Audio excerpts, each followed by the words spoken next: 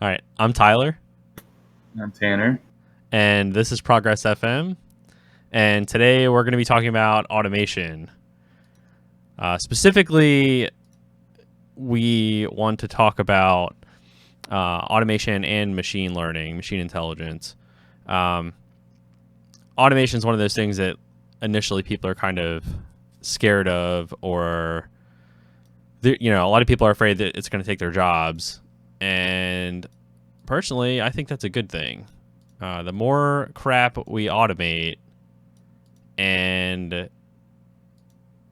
get like all the stuff we don't want to do in our life, we should automate. We should try to automate. Like, I would rather have to find another job and that's more fulfilling if a fucking robot can do mine. Like, I don't want to do grunt work. I don't want to have to do grunt work. Like, I don't know. Do you kind of feel the same way? Like, Yeah, you just focus on the things that really matter, yeah, like if you want to do art or want to just build shit or Do want to, quality work and skip all the bullshit. yeah, exactly. And I mean, like, I want people to have enough money to eat and like pay their bills and shit, but like there's always going to be jobs. Yeah. Like, if they were to implement AI into like normal everyday life for everything else, they would have to do like a universal income type deal.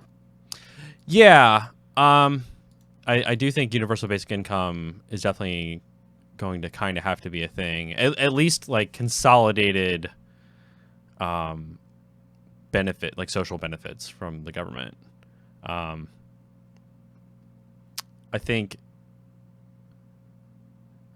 like my intuition is when automation starts, taking over people's jobs, like driving and, factory work, that a lot of people are going to be unemployed. And I think that's what the intuition of most people are. But given the data on the subject, like 80 or 90% of Americans used to be farmers, and most of that got automated. So, like, Yeah, but now farmers are out of jobs, even though it's still a necessity.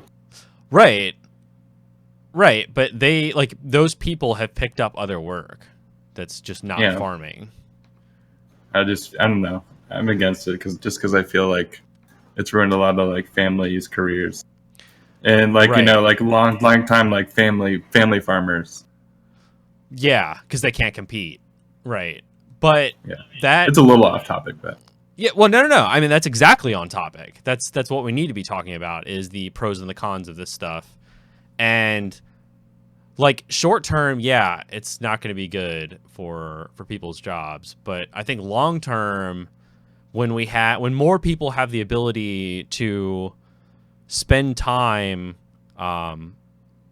doing job training or doing art or creating music, that's more beneficial to society in the long run than digging fucking ditches or running yeah. a fucking tractor, or like, so Elon Musk, after the Falcon Heavy launch, he's still getting shit from people because of how their factory workers are treated. And like, I have mixed feelings about that because like, I think factory working has got to suck, and that should be automated. Yeah, I mean, it will be eventually. It has to be because Right. everything is going to have to be more efficient for it to be less or more cost effective. Right. Exactly. And just the safety factors of working in a factory alone, like that shit should be automated. Yeah, You know. I feel like a lot of it is now. I mean, not obviously not everything, but I'm sure like a lot of things are. Right. Well, so Tesla is their Gigafactory partially is, but like Amazon's warehouses, like those are all done by people. Like they ship every fucking package. Well, have you seen Amazon's new store in Seattle now? Yeah, the tellerless store. Yeah, Yeah, which, like, I think that's good because there's still going to be people stocking the shelves and like doing kind of security. Like they, people are still going to want someone to talk to. It's not going to be a completely automated store, but like there's a restaurant in Japan that's pretty much completely automated. And there's basically like just one guy there making sure that like no one trashes the place and like answers questions. But it's basically just like a wall full of meals that are like ready to go. You just walk up and pay and take whatever food you want and you're done. And like as far as fast food goes, that kind of makes sense. Like that's what it should be. I mean, well, I don't know. I went into a McDonald's, like inside a McDonald's for the first time in God knows how long, like right. a night or two ago, and they still have cashiers, but now you don't have to order through them anymore. Right. It's just touchscreens. Yeah. Yeah. But I mean, imagine just a drive-through where you just drove up and like, hit a touchscreen, paid, and then went to the next window and just your food was ready. Yeah. That's what it. I just didn't even know that they started doing that shit yet. Yeah. I mean, it's the same with like night. Wawa and, all those like nicer gas stations now. Royal Farms. What's the other one? Sheetz. They have all automated ordering. Yeah. I feel like that they've had that for a long time now too. Right, they kind of started it, and now it's like moving into fast food stuff. But at the same time, like I like the idea of automation because I don't want people to do stupid jobs, like meaningless jobs. And the more we automate, like the more it's going to benefit us later on. But at the same time, like the self-checkout at grocery stores, I fucking hate those.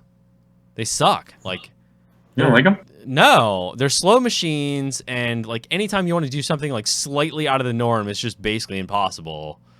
And like you still have someone standing there like staring over your shoulder, making sure you don't steal anything, which is like kind of uncomfortable. Like if you trust me enough to check out, just fucking leave me alone. Like, yeah, it's just awkward. I feel like they need that though, because like I remember seeing a video where a guy would go into stores and things that didn't have barcodes or whatever, like he would just scan a fucking onion, right, and put it in the basket. Yeah. I mean, people are gonna be dicks. Yeah, or like type in like the number or whatever it's supposed to be for the onion. Right. Yeah, and because it asks you to put the weight in too. Unless they have like some of them have scale, right? Yeah, but I've been to ones that they don't have the scale and they ask you to put how much it weighs, and like they trust you completely with that stuff. But you can just put 90 pounds and steal a TV. Also, like the difference in price between a fucking onion and an organic onion is like double, but they don't know. I mean, like putting an onion on there, even with computer vision, like unless they watch you the entire way through the store, which is basically what Amazon does at their automated checkout. What is that store called? I'm gonna look it up. Amazon automated grocery store. I think it's Amazon Go. No, I have no idea. Yeah, it's Amazon Go. So it's in Seattle.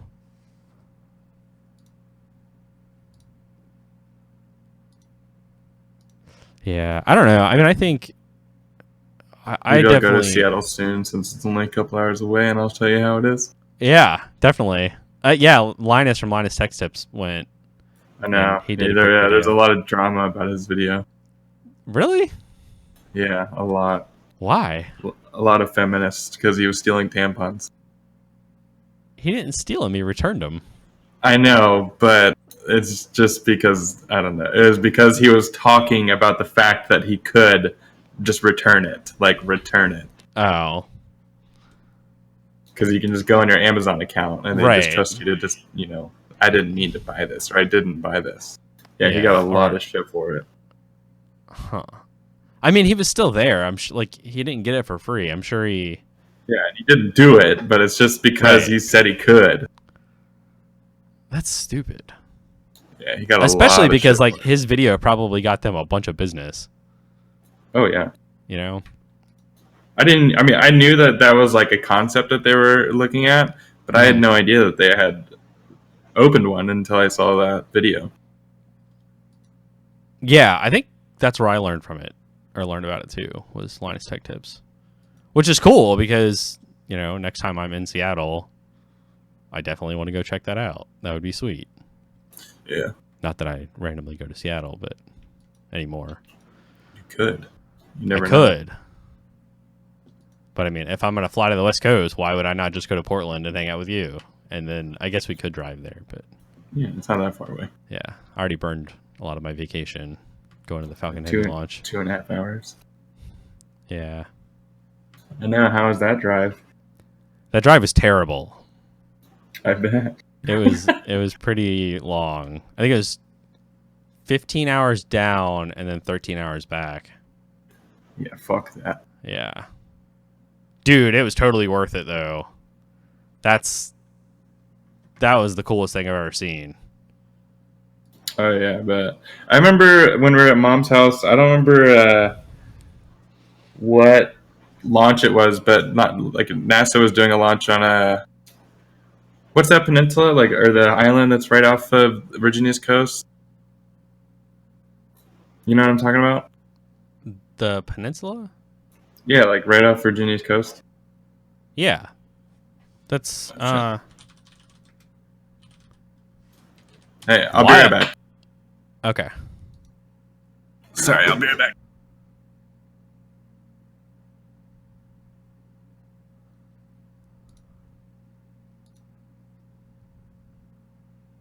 What is this? All right. I think it's just Call of the Virginia Peninsula.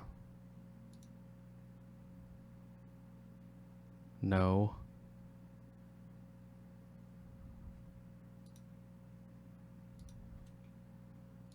Whatever. Apps.google.com.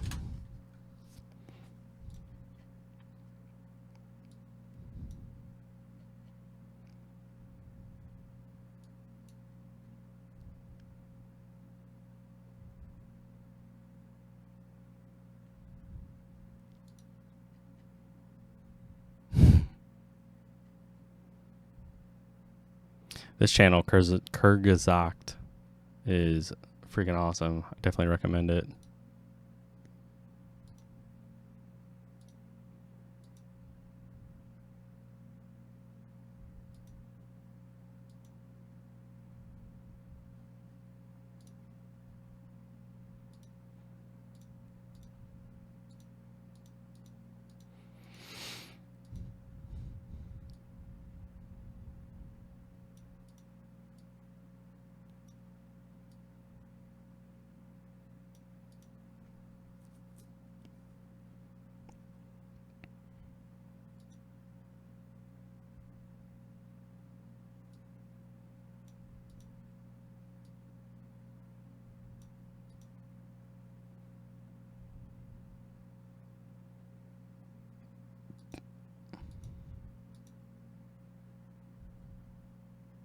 I'm back.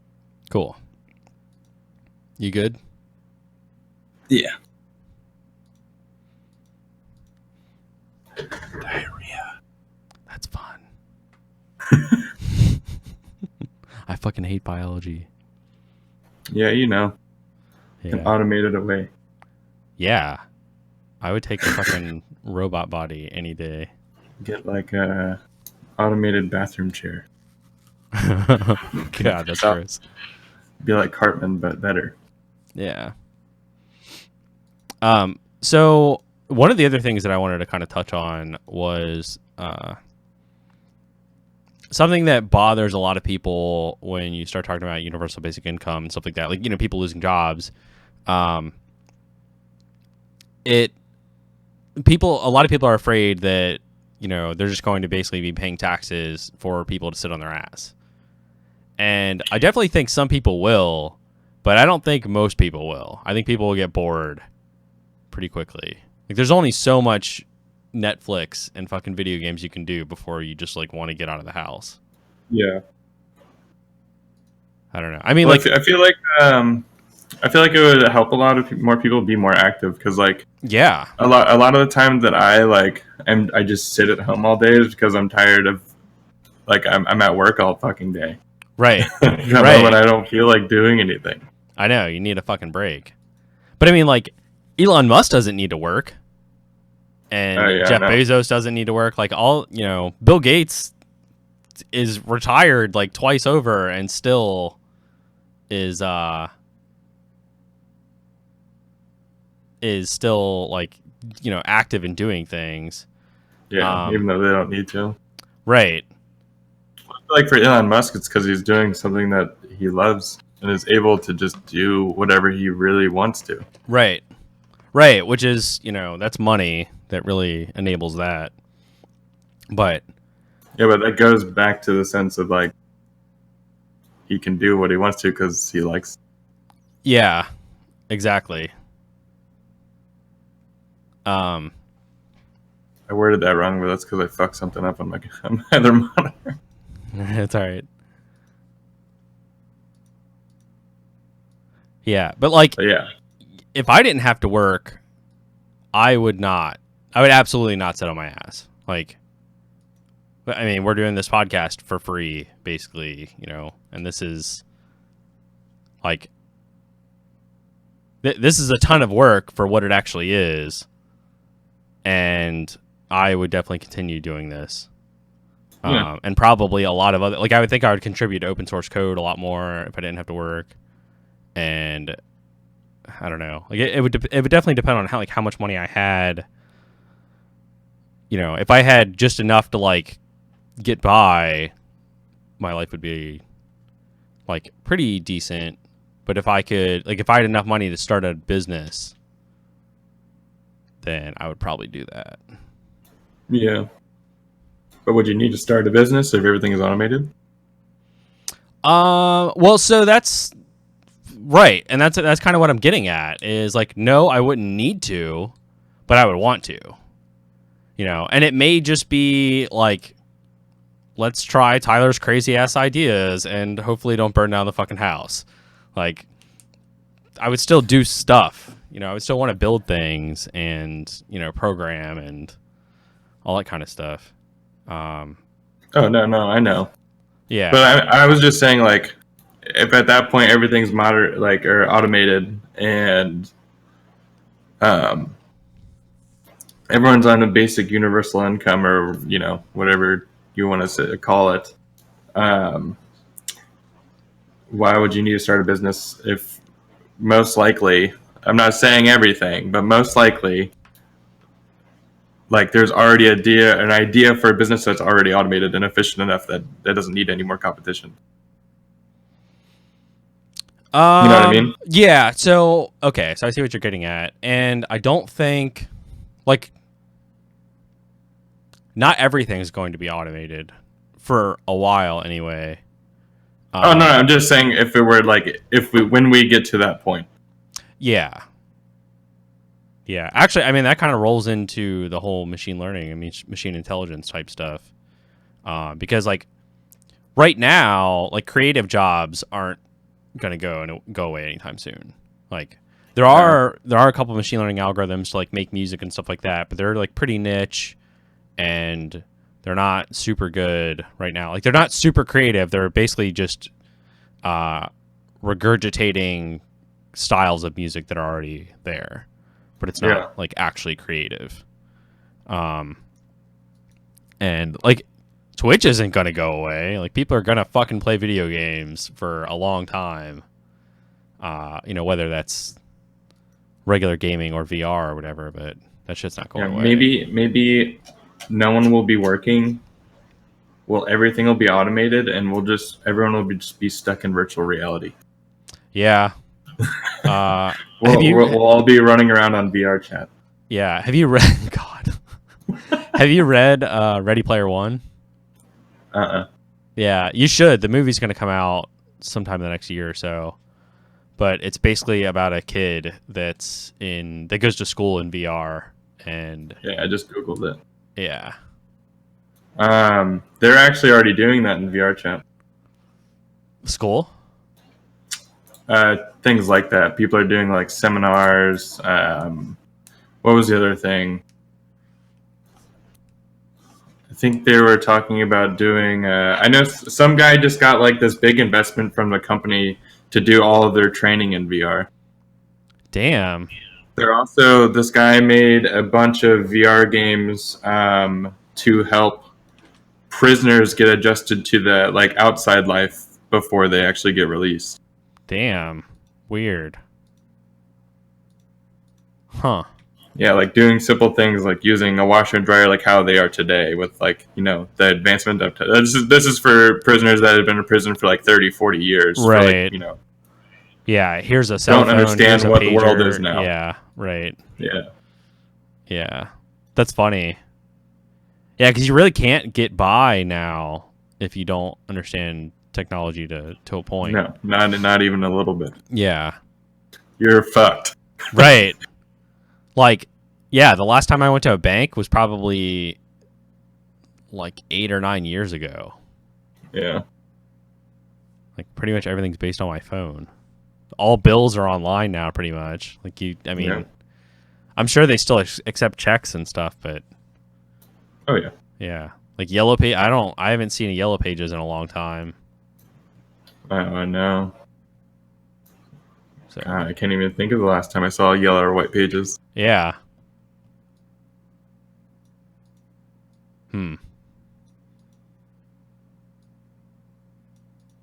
So we've kind of talked about automating a lot of like blue collar jobs and stuff. Something I wanted to kind of touch on was automating middle management.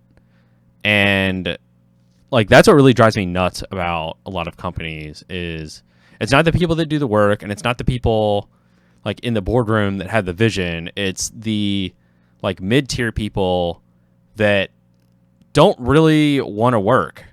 They basically just want to be the boss, but take none of the responsibility. And like, I think they're the ones that usually come up with stupid ideas for products. And like, Well, how do you think you would automate that? Well, what do they do most of the time? They sit in meetings and they do things like fucking budget analysis and, you know, make sure that projects are on time and on goal and all that, which like most of the time they're not. But like, they're not really useful jobs to begin with. Like, you could create an automated system that basically does analysis of employees and figures out bonuses and making sure that they're doing the work required of them and stuff like that.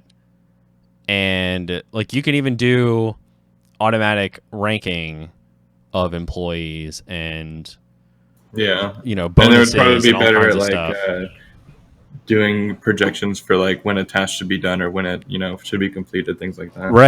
Right. Definitely.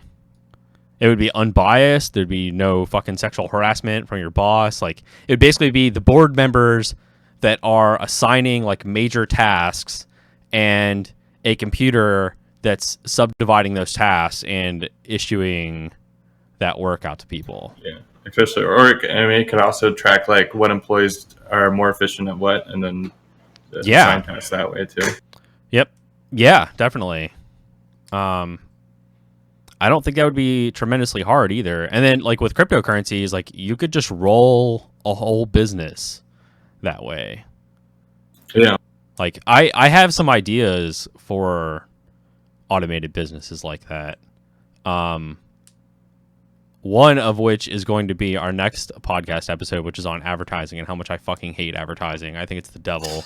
I know, you pay for everything to get rid of that. Yes, and I will continue doing that. I don't blame you. I can't. They're manipulative. I can't stand them. Thanks for YouTube Red, by the way. Yeah, definitely. Oh my god, it's so annoying. I fucking hate ads. Whenever me and Audrey are going to sleep and she gets on her YouTube account to like watch something, I'm like, God damn it. Yeah, I know. I have to sit here for 5 seconds to skip this bullshit. Yeah, that's why I signed up for the YouTube Red account for the family plan. Was I went over mom's and I think Matt pulled up a YouTube video in the garage, and like we sat through like 30 seconds of ads, and I was like, fuck this, I'll pay the extra like couple dollars a month. Like, I can't do this. Yeah. Oh my god, not worth it. Yeah, for sure. Ads suck, man. Yeah, they do. There's just such a waste of fucking time. Unless Like, they're making you money. I don't even want that, honestly. Like, I want which I'll talk about this more in the next episode, but I think we should try to just go for donations through like Patreon and crypto. I'm not saying us specifically. Yeah. Dude, I really hate ads. Like, did you see I think I sent it to you and Mom. People found that certain ads on YouTube were actually mining people's CPUs for cryptos. Yep, Monero. Yeah. Yep. That's messed up. I mean, I get it. I can't believe that. I mean, I'm sure they didn't know, but for it to like get past that and be allowed. Yeah. I mean, they probably just looked at the actual content and not like, yeah, that's kind that's of what I'm hard. thinking. I'm sure they had no clue. Right. Yeah, no one would have, let that through purposefully. Yeah. That's fucking crazy. Yeah, thank God for ad blocker. Yeah. Yeah, no kidding. I don't even block ads in the browser anymore. I do it through Pi-hole, which is it runs on Raspberry Pi, and it basically acts as a DNS server for my house. So it won't even let like any device on my Wi-Fi, if it tries to reach out to a syndicated ad network, it just will drop the connection. Oh, nice. Yeah. So I never see ads. And if I do, I immediately solve it.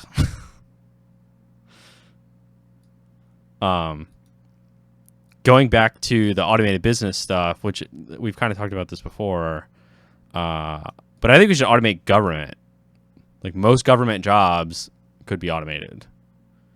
Well, yeah, I think that goes with like a lot of government jobs are a lot like middle management. Exactly. Exactly. Yeah, I don't know. I definitely lean more towards a pure democracy where, like, we should be able to vote on people's jobs and on people's government jobs.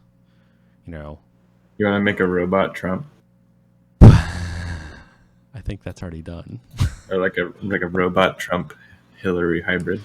Oh God. I would not want to ever see that.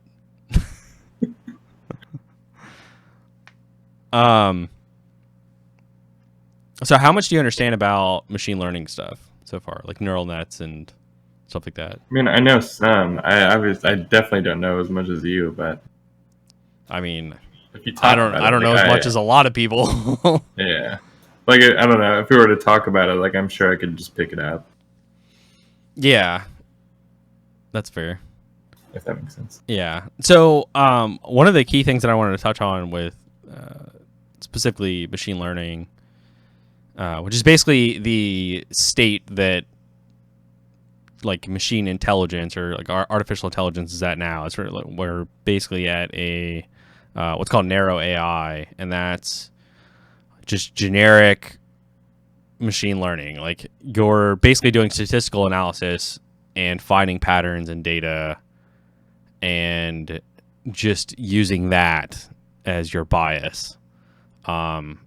So like, imagine a grid of data. So like an Excel sheet, for example. You would basically just run that data through something that's taking in each column and each row as unique data. So it's looking at patterns in the columns and patterns in the rows and trying to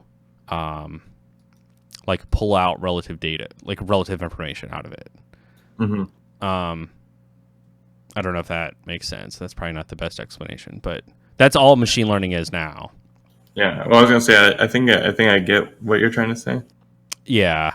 But But that's all like neural nets are now. Like it's all basically just using like relatively simple algorithms and just throwing data through it. Like it's not super complicated. The concepts aren't super complicated. The actual programming, like it gets hairy pretty quickly. But that's mainly. I can only imagine.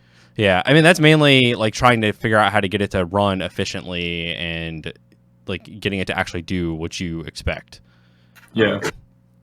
But a lot of crazy matrix math and stuff. But it's definitely a tool. It's not like good or bad. Because like what I know about machine learning is what I've read and sort of watched videos on and stuff like that about like the OpenAI project and like other projects that are really similar where they just have a blob and they put a bunch of walls in front of it and like it has to teach itself how to jump, sort of, so things like that. Yeah, so that basically starts out as it just like pressing random buttons and figuring out like what does what, right? And like it doesn't really know what's good or what's bad. You basically just tell it like here are the buttons you can press, and the farther forward you go, the more points you get. Which is basically evolution. Like, yeah.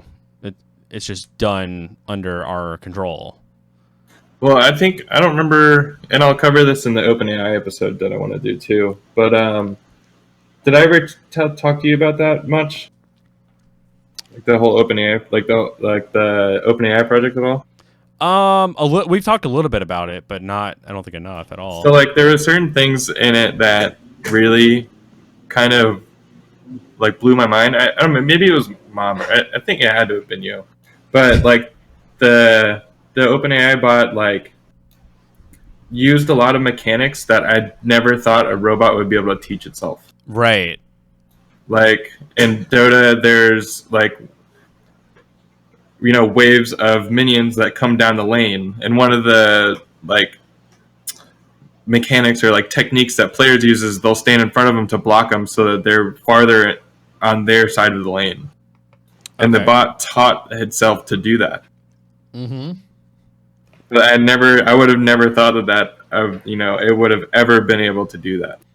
Yeah. Like just little tiny minuscule things like that. Of course, the bot is able to play thousands of games against itself at a time. Right. So eventually, I guess it would, but yeah, and that's right. That's just it's all pattern recognition, which is insane. I don't know. The thing is like it never played against another person. It only played against itself ever. So it's not like it learned it from watching someone else do it. Right. But if you think of machine learning as the like if you think of it as a 3D grid, a 3D space, right?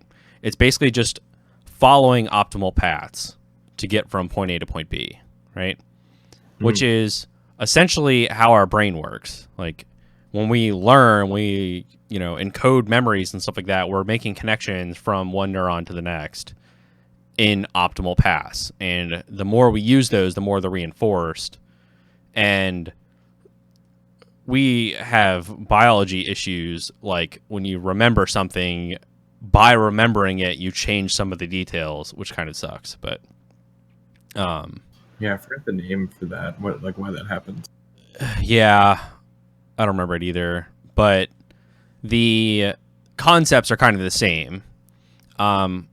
If that move helped the AI in, let's say 10% of the games, but never hurt, then you would be reinforcing that action. Yeah. So it's basically going to like do what it's been doing that's made it win, but kind of when it gets on the fringes of like, oh, I don't know what to do now, I've never been this far, it's going to start just doing random shit and see what works. Yeah. You know what's crazy though? lost. Huh. Just that. It lost I'm assuming just that game, right? No, it lost to 3 pro players. Oh. Okay. Like after, like, so when they, at the last invitational, when they brought OpenAI out to play, it played like the best Dota 2 players in the world, and no one could beat it. And then they released it, and 2 of the pro players for them to practice with it, and they ended up beating it. Oh shit. So I'm assuming they just analyzed what it was doing and like just knew, like, they have enough experience and enough creativity to be able to counteract, like, follow patterns of what the AI is doing and counteract their actions, right? I Like, mean, how did they yeah, win? I couldn't tell you how they won. Yeah. I don't play enough Dota 2 personally, but like when it happened at the Invitational, they let Dendy, and Dendy's like a world-renowned Dota 2 player from I think it's Ukraine, Okay. and they let him play it, I think, 3 or 4 separate times there, and every time he was like, "All right, well, it's doing this, so I can do this to stop it, or to like try and counter what it's doing." Because in the first game, it just kept doing this to abuse me, and the next game he tried doing it, and it immediately stopped. Like as soon as it didn't work once, it stopped doing it and just countered what Dendy was doing now. Oh damn. And so like as Dendy would figure things out and like he would try something new, the bot instantly knew how to counter it and would stop doing it. Like as soon as something worked against the bot once, it would never do it again. So it's definitely not just reactive then. So that's with machine learning, you're basically the tools that are out now for the most part, like the stuff that I've used, which is mainly TensorFlow on Python, which is made by Google. That is, you throw a bunch of data at it, and that's the training, and then you basically just save off the resulting neural net that comes out of that, and then you can use that to essentially run data through it later, and it will give you the results. So for like pattern recognition stuff, you could do like facial recognition, for example. Like I can train it on 1,000 pictures of me, and now it can recognize, me, but it'll probably you can't, by using it after I've trained it, it's not going to get smarter. You're just using it at that point. They're like separate stages. So they must have been running it and training it at the same time. Yeah. Which is kind of crazy. Which that's how we function. So that would ideally be the thing to do. Yeah. It was very, very, the robot was very counteractive. Yeah. Because it would also do things like it knew that like it could get this kill by also putting itself at risk, and it would take those risks. Oh. Yeah, like because you've seen Dota, right? There's towers and stuff. Yeah. Like if it could get an advantage out of going under the enemy's tower and taking damage, it would. Weird. Like it never thought that like, obviously it knows that taking damage is a bad thing, but it would take those risks if it felt like it was going to give him an advantage. All right, what's that guy's name? Oh, Dendy? Yeah. Okay, I found the video.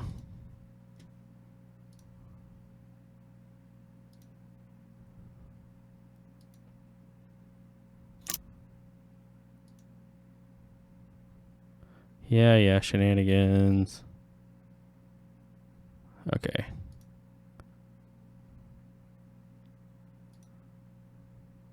Oh, load.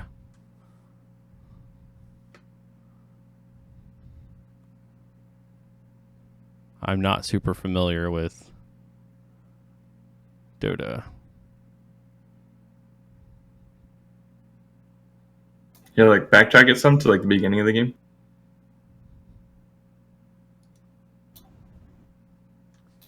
Very beginning. Is the beginning of this whole video or? No. Like, um, I don't know if you this can is. you can skip forward a little bit. Yeah, a little bit. Hold on, because the stream's on a delay, so it's hard to tell where you are exactly. Yeah. Here. So now watch the bot. This is what I was talking about.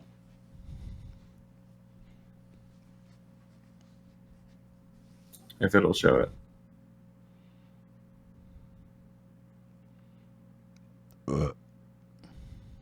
And yeah, they're both playing the same character. This is like. Okay, so it's totally fair. They only taught the bot this character. Okay. It only has one ability. What ability is that? It's called Raise, and it's just like each. It does like. I don't remember if because you technically have more than one ability, but they all do the exact same thing. I think they're just different ranges, so they have higher cooldowns. And stuff okay. Like that. You know what I mean? Yeah. And watch how perfectly the bot blocks the minions. Yeah.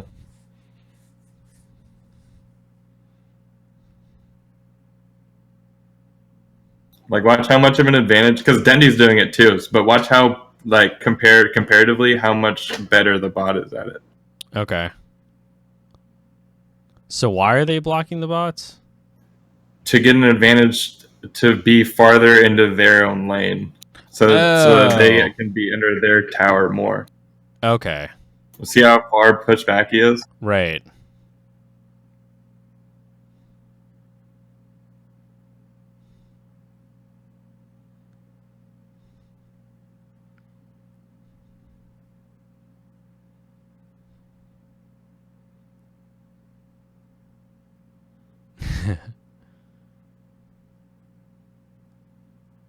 That guy's got on-ear headphones. I hate those.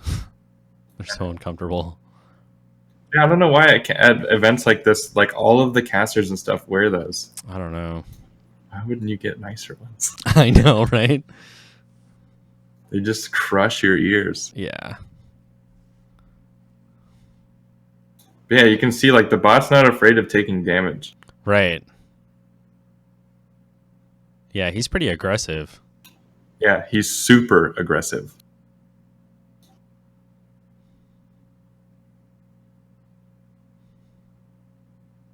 It like taught itself how to like what zoning is, when to do it, everything.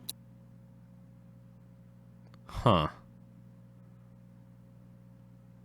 Okay, so the point is to basically get to the other person's side?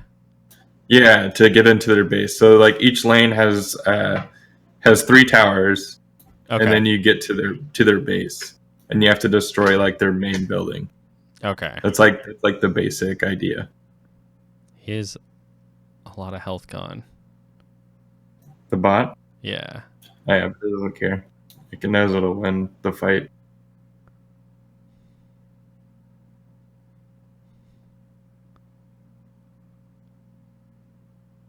I kind of want to play this, but I think this would take so much time. It's an extremely technical game. Yeah. Like, there's so many mechanics that, I mean, I don't even know all the mechanics. Like, there's certain ones, like, of how to get, like, towers to stop attacking you and all sorts of stuff. Weird. They say to be a pro, you have to play a minimum of 10,000 hours. Yeah.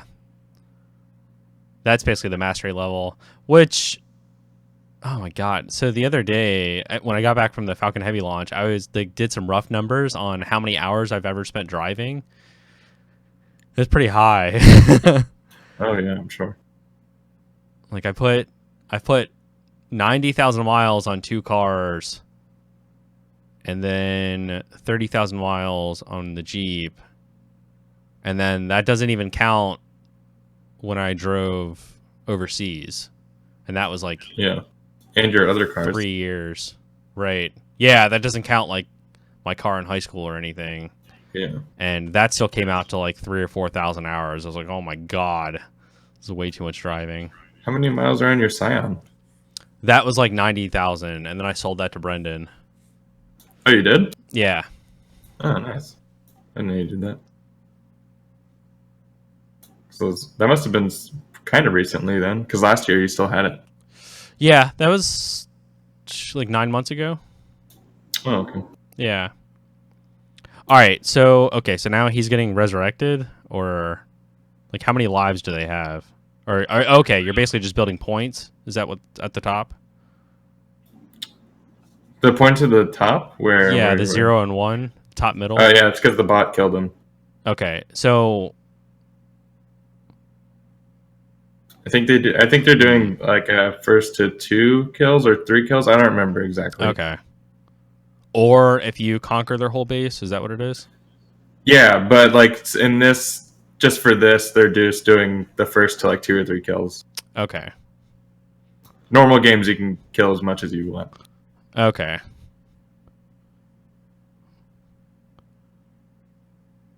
But just for the sake of, they're just showing off the bot. Okay. And you lost. So the bot lost. No, Dendy lost. Okay, that's what I thought. It wasn't until months after this that someone finally beat it. Oh, okay. This is when they first showcased it. That's all the engineers that work on it too. Damn. So OpenAI, that's Elon Musk, right? Yeah. Okay, and then DeepMind is Google. Yep. Did you watch the AlphaGo movie on Netflix? Or maybe it was on YouTube. I don't think so. You should definitely watch that. I'm gonna pause this. Yeah, you should definitely check that out. Let me see if I can find it. Oh wait, yeah, you told me about this. I haven't watched it yet, but yeah, so it's on YouTube, and I bought it on YouTube, so you should be able to watch that tonight. I definitely recommend other people listen to that or watch it. AlphaGo. Yeah, it's pretty cool. And I still don't understand Go. Like, it's pretty nuts. Like, it's super simple. Yes, but I don't know anything about Go. Yeah, it's a super simple game that's really complicated. It's hard to describe. Like, I've looked at all the rules and stuff. Like, I understand the rules, but I still have no idea how to play. I don't know. It's strange. But the movie's definitely awesome. It's an hour and a half. I'll have to watch it tonight in bed or something. Yeah, that'd be cool. So one thing we haven't really touched on is self-driving cars, which is probably going to be like the soonest thing as far as like automation goes. It's going to affect most people, and it's pretty much here. Like, there's some glitches to work out and stuff, and like we still have a lot of legal crap to worry about. Like, how do you deal with insurance and stuff like that? But it's pretty much here. Like, I went to the DC Model 3 event, 2 weeks ago now, and got to get in the Model 3, and it's pretty awesome. And you can get that with the same camera package and AI package that the Model S and the Model X have for automated driving. Like, it is capable of being fully autonomous, which is pretty crazy. Yeah. I read some article. I don't know. I just saw. I didn't actually read the article. I just saw the title for it. I think I was at work. Mm-hmm. And it was that one of the Tesla driving, like the self-driving Tesla cars, ran into a fire truck, like a parked fire truck. Yeah. Yeah. But they said it wasn't a mistake. Weird. Like I said, I didn't read the article. I just saw the title, like what it was about. Because I'm pretty sure I was at work when I saw it and I couldn't read it. I'm pulling up the article right now. All right. Why Tesla's autopilot can't see a stopped fire truck. Let's see.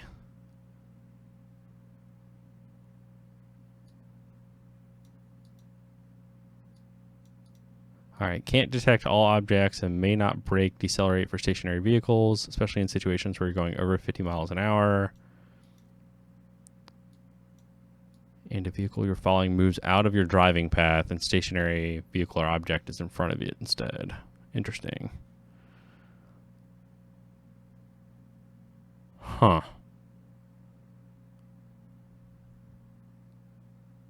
There was no injuries, which is good. Ooh. Yeah.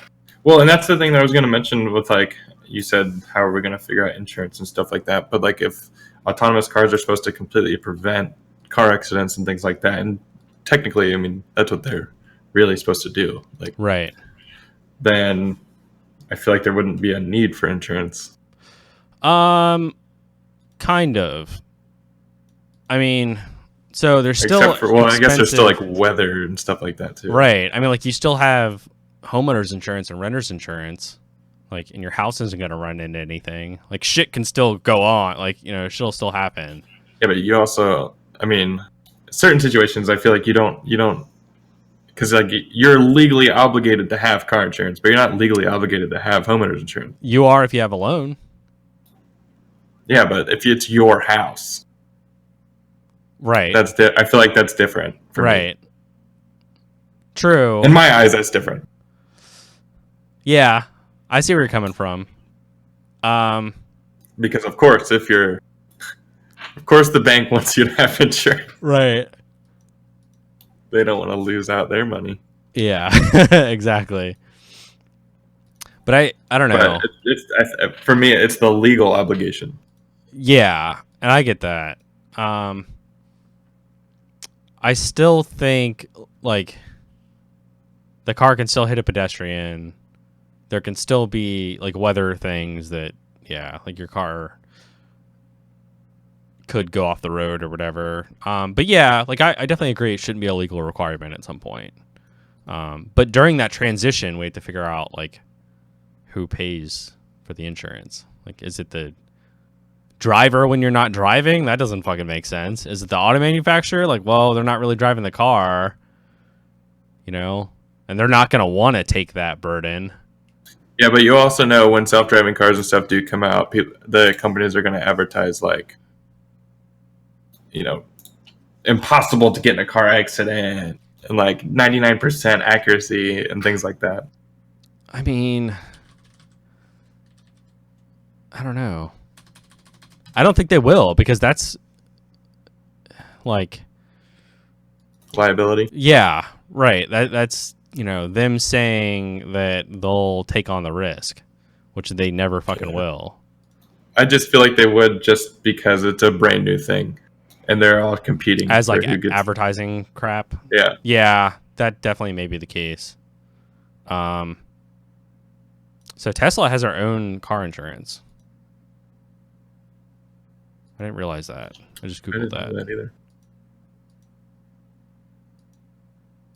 That's pretty awesome. That's kind of how it should be. Because that's, you know, they're going to take on the burden as the insurance company, but you still have to pay for it. Yeah. But, you know, if their shit's good, then your rates are going to be low, hopefully. You know? I was thinking about it. Like, I mean, obviously I can't afford a Tesla. But, like, if I were to buy a Tesla and I live in my apartment, I would never be able to charge it. Why? Because don't you have to have, like, a special charging station installed? Yeah. But, well, you don't have to have it installed. There are, like, regular adapters. Okay. You have to have, you have to have a 240 volt plug, but you could probably get that at your apartment. Like, it's basically the dryer plug. Yeah. So there's an electric car charging station at the mall where I work too. Right. But yeah, so I talked to the guy at the Tesla dealership because we had to stand in line for like fucking 3 hours waiting to get in the Model 3. So we just kind of like bullshitted with the Tesla guys, but they have it, like the car comes with like a 30-foot cable or something like that. So like you could basically just have another dryer plug put in near a window and run it out the window and, you know, do that. Like it's definitely doable. it's not going to be as fast as like if you had a garage in a house that you got the supercharging station put in, you know. But it's still pretty good, you know. And it's not like you need to charge your car in 40 minutes. You know, like when you're at home, like you're going to be at home for a while.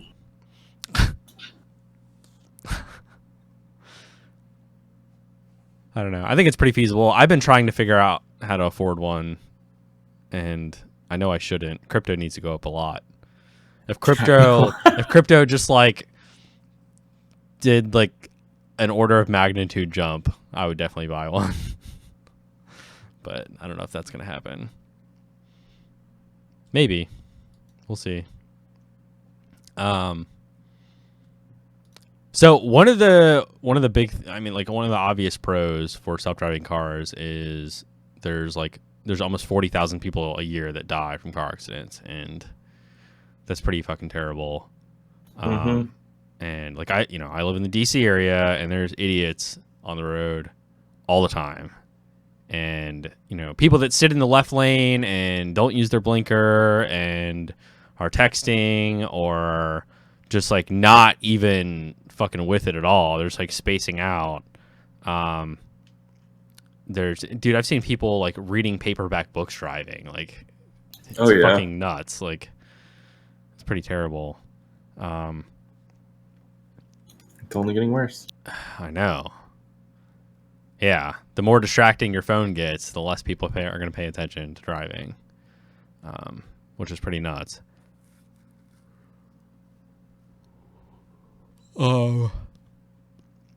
So, but one of the big things about, you know, the negative impacts about self-driving cars are the amount of jobs that are going to be lost because of that. Like, yeah, the entire taxi industry, the shipping industry, yeah, like Uber or Lyft, all of those are going to go away. Delivery services, like food delivery.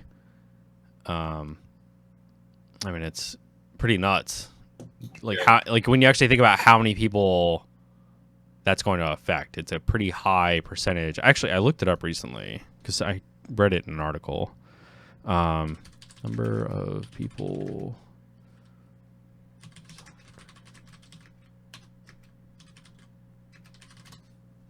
Let's see if this search. Now, this is a way harder obstacle, especially for the amount of different variables that there are compared to self-driving cars. But how long do you think until we would get, like, say, self-driving cargo ships? I think that'd be easier. Think it would be easier? Yeah. Why? What are you going to run into in the ocean? I mean, of course, but there's different variables like, wind can affect a boat. You don't have to take them. You don't really have to take that into account in like a car. Yeah, or like, that was one of the big things that not too much, not as much as the open sea. So if you don't have to worry about getting sick on the boat, right? Like, you know, that the two worries with like turbulence, or what is that? Like, you know, bad weather in the ocean or whatever the hell that is. The currents? Yeah, well, not the currents, but like the like when you go through a storm on a boat, like you have to worry about capsizing, and you have to worry about like damaging the boat. You have to worry about like the people on the boat getting seasick and, you know, not be able to function, or people getting thrown into something because of waves and stuff like that. But if you take all the people off the ship, you basically just have to worry about capsizing. And like that's a pretty easy thing to solve if you build the ship in a way where it's not going to roll easily in one direction, you know, or in any direction. I don't know. I feel like it would be way harder to make an automated cargo ship or boat than it would be to make a car. I feel like there's way more variables that would go into, but none of them matter. Like a boat. Like there are. I feel like they do. No, you just turn on engine, go straight, follow GPS. Like, I don't know. I feel like it's not that easy. Nothing's that easy. I definitely get you there. Like, nothing is as easy as you think it's going to be. But at the same time, like, there's nothing to run into. You know, like they could just have like simple radar and like, you know, relatively simple computer vision. Like the docking and stuff I could see being difficult, but the actual just like go from China to the United States, like I don't think that's hard. I don't know. I think we have different opinions here, buddy. Yep, that's fair. That shit does need to happen though. Like I really do think factories and most logistics should be automated. Definitely. All right, so this article says there's going to be 300,000 jobs lost a year. To automated. Automated driving specifically. Yeah. 4 million driver jobs in the U.S., which is 2% of the total employment. Holy crap. That's a lot of people.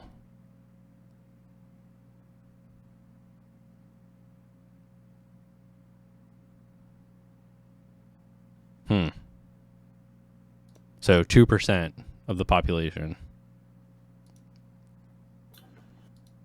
Yeah, it's a lot. Yeah, that's a lot of people. 300,000 a year. Yep. I just feel like once the technology is put into cars, like it's just gonna blow the fuck up. I mean, it's already there with Teslas. Like all Teslas that are produced now are coming out with the full 8-camera autonomous system, and Yeah, you can even. I didn't know that because I've seen videos on YouTube and stuff of people like driving the interstate and they just like turn it on and it just does like just drives. I didn't think it was like actually out. Yeah. Well, so that's basically what it is turning it on the interstate. But once you do that, it's like it takes you 95% of your drive. Mm-hmm. So it's, I don't know, it does the majority of what you would want it to. And yeah, so all the Teslas that are coming out now are coming out with 8-camera systems that have the capability of being fully autonomous, and you basically pay to unlock it. So, because it's cheaper for them to manufacture just one type of car, and when you pay to unlock it, you're basically paying forward for engineering in the future, because that engineering's already been developed, and the hardware is not too expensive. So, yeah. Buy yourself a couple of Oculus Rift cameras on there. Why the Oculus Rift ones? I'm just coming up with random VR cameras. Oh. They're pretty simple cameras. They're nothing. I mean, they're just like basically a rear backup camera on a car. Yeah. Like I don't even know if they're 1080p. They don't really have to be. No, they just have to see whatever. Right. Yeah, just some kind of... The computer does the rest. Yeah. Right, exactly. Some kind of image recognition. So another thing that I kind of wanted to bring up was the...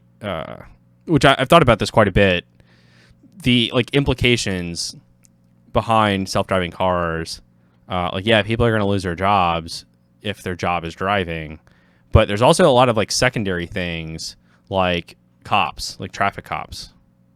They're not going to have a job, or they're going to find other things to do, which is kind of scary. Yeah. I mean, there's already police drones that they use. Yeah, I know. That's super sketch. I know. That's... I started watching Waco, which is a show by Paramount Pictures that's about the Waco, Texas stuff. Yeah. And they hit hard on the point of law enforcement being very militarized now. And this was in the 70s or the 80s. Extremely militarized. Right. Which is not cool. Not cool at all. But their jobs are going to go away. Mostly. What's that one? that one company that made those like they're like the scooters that you ride. You like get on them and you lean forward and they go Segway? forward. You know what I'm talking about? Yeah, Yes. Segways. Um, the Segway, like the same company, they made some like security police drones. Really? Yeah, and they can like they have like full facial recognition and everything on them.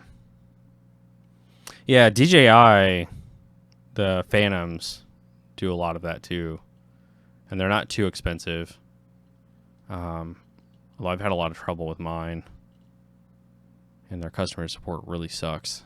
But it's fucking terrible. I got into like a 4 or 5 email long argument with the customer service guy because he swore up and down that my phone wasn't supported and that's why it wasn't working. But it's a Pixel 2 XL running the latest version of Android and it connects over Wi-Fi. Like, how could it not be supported? Like, any phone with Wi-Fi should fucking work. Yeah. You know, like if it's within the past 3 years and has Wi-Fi, it should fucking work. Yeah. It's pretty sad. It's fucking terrible. Customer service needs to go away. I don't know how you would automate that, but I don't know either. I feel like you'd have to have people for that.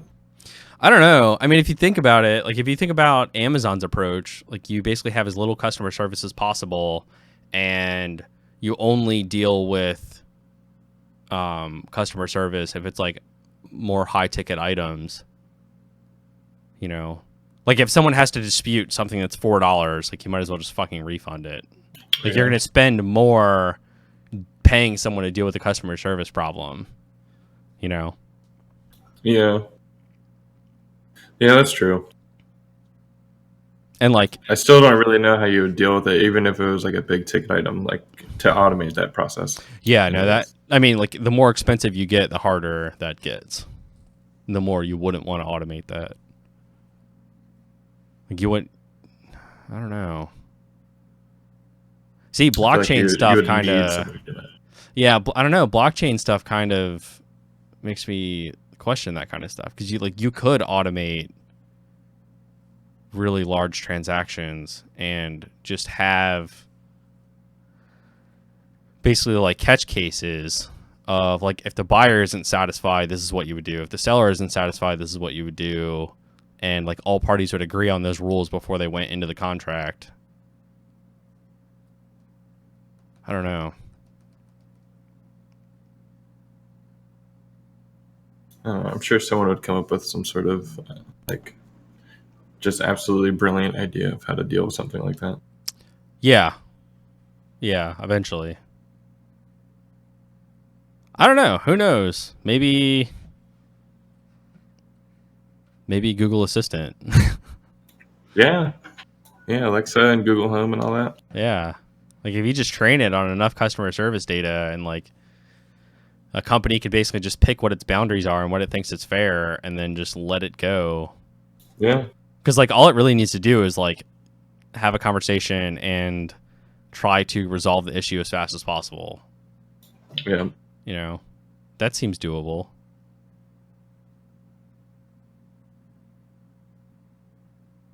But then you run into the problem. Well, I mean, I guess it does. I guess it doesn't really matter too much because I was gonna say like if you have a Google Home, would it be able to help with Amazon issues if you don't have an Amazon Alexa? Yeah. You know what I'm saying?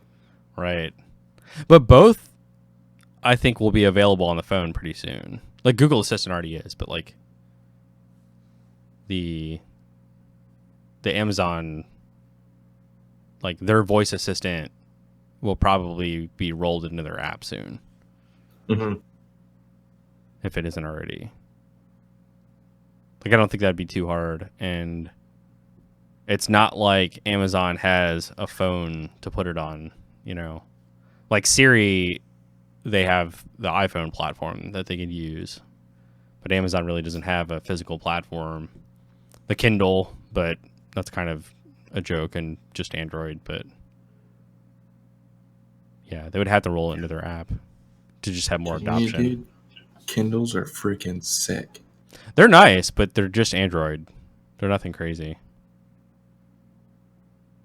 Like they just make their own hardware and they make it as cheap as possible. I know. They basically sell it at cost, so you can buy books and audiobooks and shit like that, which makes sense. Like if that's their goal. Wasn't that the whole original purpose of Kindles and stuff? Yeah. Originally it was just for their ebooks, but now that they're basically running a full version of Android, they have Audible and all kinds of other stuff. They have basically their own whole ecosystem, which is pretty cool.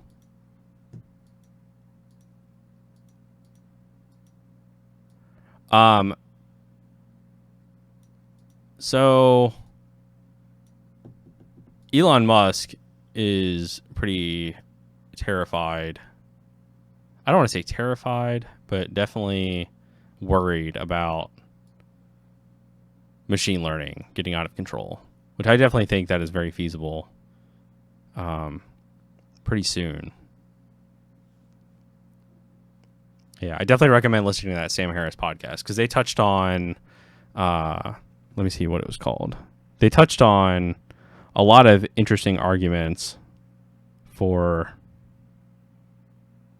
artificial intelligence. Yeah, so it's Sam Harris, number 116, AI Racing Towards the Brink. Yeah, I think you texted it to me. Yeah. I'll listen to it. I've just been way too busy. Yeah, I mean, I was mainly repeating it so other people could, listen to it when we actually edit the podcast. But yeah, in that podcast, they talked a lot about how, like, it's not going to be hard to make general artificial intelligence or super artificial intelligence. Like, that's going to be here really soon. That capability could potentially be here really soon, but it's to do it right is going to be really hard because basically you need to train it in a box and then be able to communicate with it and figure out what its ideals are and its morals are and its view on the world is. And like if it figures out how to get out of the box, or if it lies to you, or if it is fine then, but then once you let it out of the box and it, figures out how fucked up the internet could be, like it might turn on us. Like we don't know. And there's no like off button really. Like Neil deGrasse Tyson like joked around about saying, well, just fucking unplug it. Like, well, if you have something that is as smart as us and getting smarter by the minute, and you try to limit it and it has access to the entire internet, like it's just going to find bugs in other systems and stuff like that, and basically they're gonna it's gonna take over any systems that it can if it feels threatened. Yeah. So there's no unplugging it. I mean, especially if like feasibly we would probably have to run something like that in on AWS or like Google Cloud, something like that, where like you easily have access to thousands of computers, like, and a backbone of the internet. So who was it? Google already had the AI that like learned its own language, and like the two AI robots were like talking to each other in that was their Facebook. own language. Or was it Facebook? Yeah, that was Facebook. Fuck that. Right. It's pretty nuts. Oh wait, we actually have people in the chat. I think they left, but how about that automation? Robots will kill us all. Bill Gates said robots killed his family. This guy said Elon Musk is full of shit. No. Wrong. He's a flat earther. Yeah. That's terrible. I can't believe that's still a thing. I don't know how anyone now could think flat earth is still a thing. Or that it ever was a thing. That's pretty insane.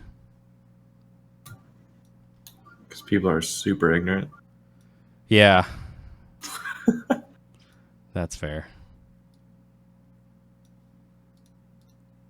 This guy's probably just talking shit for fun. But Yeah, it's Twitch. I know. Yeah. I've watched enough Twitch videos to know that the chat is usually all over the place.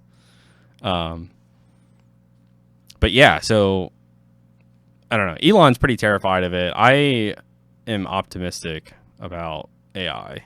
I definitely think it could be one of those things where, like, within a very short period of time, we could get screwed pretty rough. Especially with, like, economics. Like, there was the flash crash a couple of years ago that was mainly due to, computer algorithms trading on the stock market. Mm-hmm. And that, I mean, like, if they're trained to just keep on trying to go up, that will probably be good for the economy overall. And it's probably what's happening now, like why it's been run up so long. I've kind of been thinking that the stock market, like we've basically broken how the stock market cycles work because of computer trading. I was telling you a while ago that I think the stock market's going to crash soon. It kind of did last week.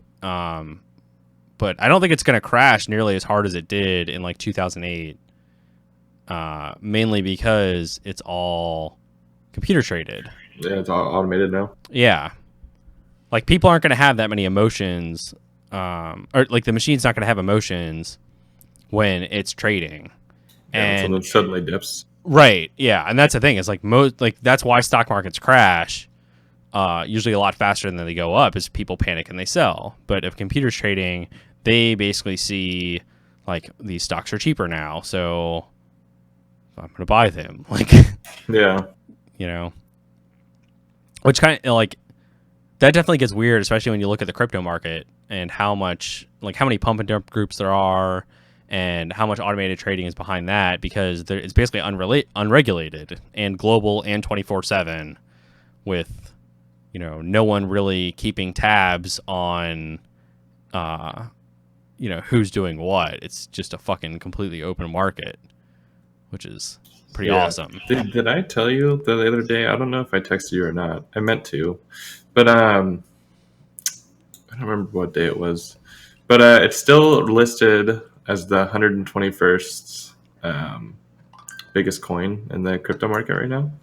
Which coin? But it's eCoin. eCoin?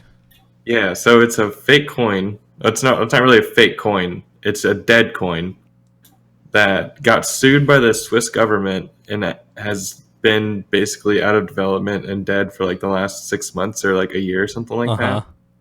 And I was watching it because it was the other day when like literally everything was red, like everything was fucked. And eCoin, I watched it go from in the matter of an hour, I watched it go from like 700% in 24 hours up to like 1600%. Oh my God. It went from like $10 up to like 160, I think, in like an hour and a half. Yeah, it's at $26 right now, which is up almost 300% this week. Yeah. What the fuck? That's from when I watched it last, dude. That's fucking frustrating, because then you have things like Navcoin that are 2 down from it that are actually good projects, and their market cap is lower. What the hell? Yeah, it was just a massive pump and dump. Yeah. That's terrible. I'm going to look at their chart real quick.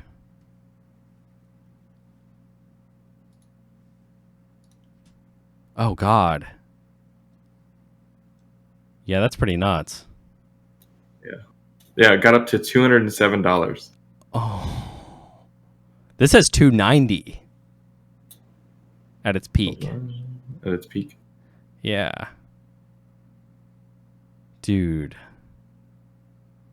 That sucks for whoever bought it at 290. I know. Oh, man. That's why I basically stopped trading right now. Like, the crypto market's so all over the place that I just don't want to. I'm just going to hold. I mean, it's the black market. Yeah. Well, I wouldn't call it the black market. It's the completely open market.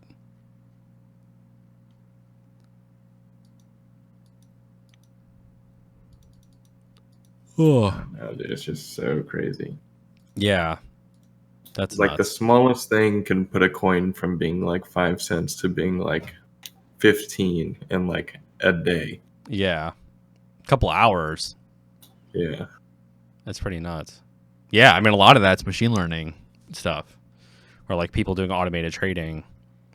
So I listened to a book when I drove to Vermont last week. It was called Flash Boys, which is about like computer trading, like algorithmic trading, and why there was a flash crash in 2012, and like kind of all the like infrastructure that's changed in our regular stock market to accommodate automated trading. And it's pretty nuts. Like, it's billions and billions of dollars that have been dumped into this industry. Like, it's the fintech industry, financial technology industry. And it's running, hundreds of miles of fiber and like moving servers and building like server warehouses like in New Jersey and in New York City, where like real estate's super expensive, just so they can get like another 10 feet closer to their data pipe, basically.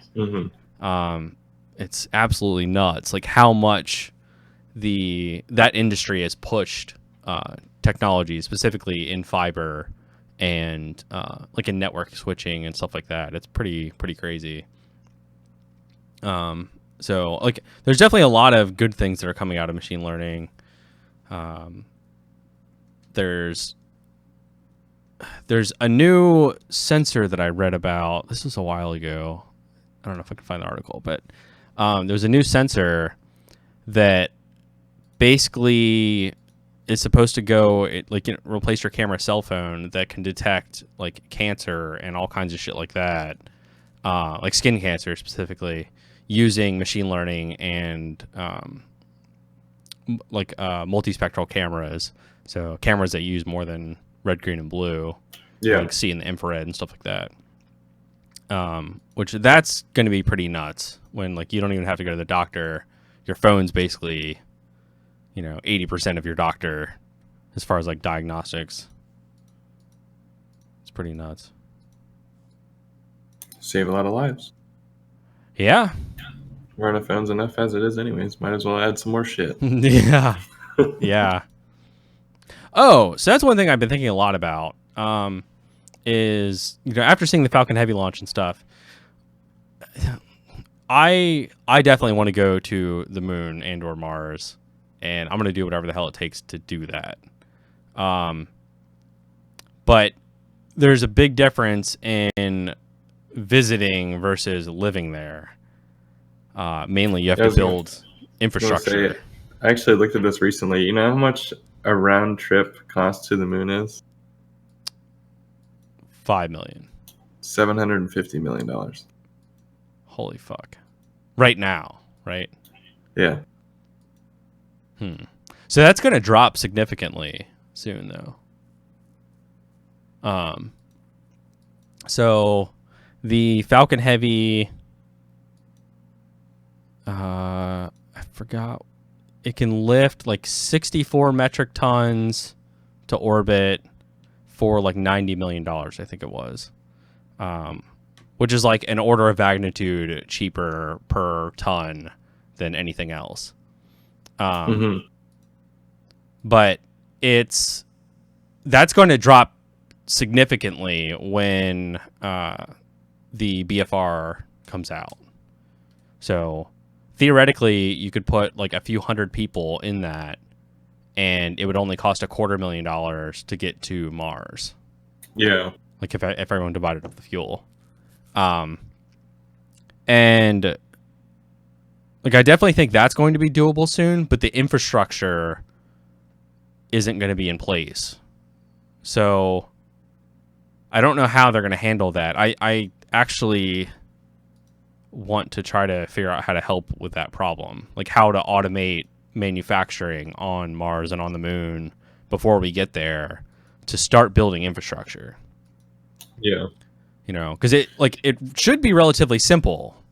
Like, we need to figure out how to like make concrete or something similar to concrete and like melt metal. We basically need to make like pipes, I-beams, and sheets, or like a surface, a wall, a ceiling, stuff like that, which can all be done out of concrete. And if you do it with enough concrete or enough like mass in general, you can block a lot of the like harmful ionizing radiation and stuff like that coming from the sun. Is they don't have an atmosphere, so there's a lot more shit to worry about. But that's just for like living quarters and like moving water and fuel. When it comes to like growing food and shit like that, like it's gonna be pretty difficult. Yeah. Well, especially for the amount of time that it will take for like things like that to mature and stuff. Yeah. Compared to how much you have to bring to survive long enough for it to grow fully. Right. Exactly. It's basically the difference between like I'm going camping for the weekend. I'm gonna bring all the shit I need with me, and this is where I'm living now. This is where I need to figure out how to farm and shit and for a few months. Yeah. I mean, well, potentially forever. Well, I mean to start while you get your like crop going. Right, definitely. So you can like actually sustain. Yeah. But I think stuff like VR and Mech Warriors are basically going to like be the ideal solution for that. It's like you're going to have some completely automated facilities that are like producing concrete and smelting metal and stuff like that, but like you still need at least now you still need a person to be able to construct things. Like you can 3D print, like they have 3D printed houses and stuff like that, but like when you need like large scale commercial facilities, like we don't really have 3D printers that can do stuff like that. Like you need I-beams and you need like significant structure. So I think virtual reality in like Mech Warriors is going to be how that's going to be done. Yeah. Like that's the safest way to do it. You don't have to go outside. You can basically just, Which the military is already building. Kind of. Well, so that's a bit different. They're basically making a suit that you're going to put on like a Mech Warrior. I just mean like the idea is already there. Yeah, definitely. Well, I think it's going to be pushed by construction on the moon and on Mars before the military, unless we get into war again soon, which... Yeah, a big war. Right. But still, like, it's a lot safer and a lot saner to have a person in a room on Mars where they have oxygen and are comfortable and aren't at risk. Basically controlling a Mech Warrior with VR. Especially like if the Mech Warrior thing could be the size of a building, you can pick up, move fucking I-beams pretty easily and like construct large facilities. It'd be pretty sweet. Yeah, fairly quickly too. Yeah, right. But that stuff's definitely going to have to happen. There's only so much shit you can bring. Yeah. Well, I mean, like it needs to happen soon. Like. Oh yeah, I don't know if it'll happen soon. Right. Like, let's say if the BFR could get us to Mars by, 2020, or get supplies to Mars by 2020, let's say, which I think that's pretty feasible, given their track record and how much awesome shit they've done so far. But yeah, definitely the first like swarm of things there is going to be like stuff to produce oxygen, stuff to produce fuel, and like basic emergency supplies, basic construction supplies, and fucking robots. We're going to need to build things. So I don't know. I mean, who knows? Like, people might be constructing all that stuff. We might not even use automation or robots or anything. Because people Or are we going just to... might, or they might already be doing it. We don't know yet. I think we would know. You know? Yeah, we would know. No, you never know, man. There's cameras and, you know, like, people have telescopes and... Yeah, but the dark side of the moon. Oh, my God. Oh, my God. There's fucking aliens on the moon. No, there's not. Jesus. Actually, I saw a picture on Reddit of a guy that took a picture of the Tesla Roadster in orbit. And like, you can basically only see it as like a blip, but you can tell that it's not a satellite, not something normal. Yeah. Which is pretty fucking cool. So, I've seen the International Space Station a couple times. yeah. Yeah, that thing's huge. Yeah, it's really easy to see. Yeah. All right. Well, I can't really think of anything else to talk about. I'm cool with it. That was like 2 hours. Yeah. Ish. Cool. Yeah, that'll probably only edit down to like a half an hour. maybe Yeah, maybe fine, an hour. Yeah. Our first real episode. Right. Cool. Yeah. Let's see. Yeah, we're at an hour and 31 minutes for the actual recording. Nice. Cool. All right. Well, I'm going to stop the recording. Okay.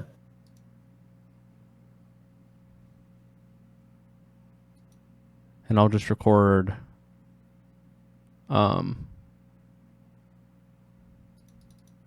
record the outro separately and I'll figure that out later. All right, let me save.